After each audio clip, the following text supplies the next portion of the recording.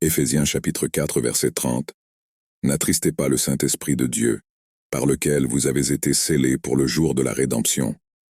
Ce verset s'insère dans le contexte dans lequel l'apôtre Paul exhorte les croyants éphésiens à vivre dignement de leur vocation chrétienne et à maintenir l'unité de l'Esprit dans le corps du Christ. Voici les principaux points à considérer dans ce passage. N'attristez pas le Saint-Esprit. Paul lance un appel solennel aux croyants pour qu'ils ne attristent pas le Saint-Esprit de Dieu. Cela implique qu'il est possible pour les croyants d'agir ou d'adopter des attitudes qui attristeraient le Saint-Esprit. Le Saint-Esprit est sensible à nos choix et à nos attitudes. Et il est attristé lorsque nous nous éloignons de son dessein et de la volonté de Dieu.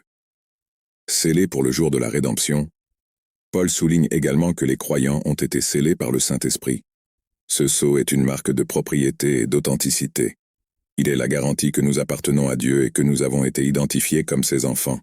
De plus, le sceau du Saint-Esprit est une promesse que nous serons rachetés et sauvés le jour de la rédemption, qui fait référence à la consommation finale du salut, lorsque nous serons avec Dieu, pour l'éternité. Conséquences du deuil.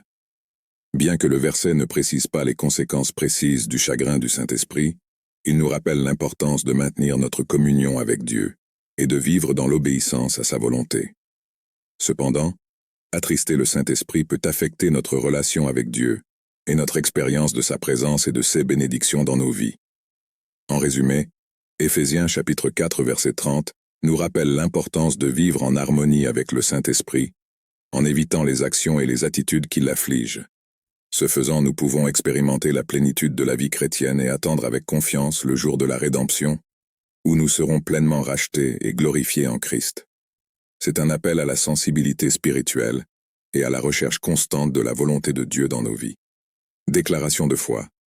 Seigneur Jésus-Christ, je confesse que je suis pécheur et que je suis séparé de Dieu à cause de mon péché. Je me repens de mes péchés, et je reconnais le Seigneur Jésus-Christ comme le seul et suffisant sauveur de ma vie, et je dirige à la vie éternelle, et écris mon nom dans le livre de vie. Amen. Éphésiens 2 versets 8 et 9. Car c'est par la grâce que vous avez été sauvés par la foi, et cela ne vient pas de vous, c'est le don de Dieu, pas des œuvres, de peur que personne ne se vante. Jean 5 verset 24.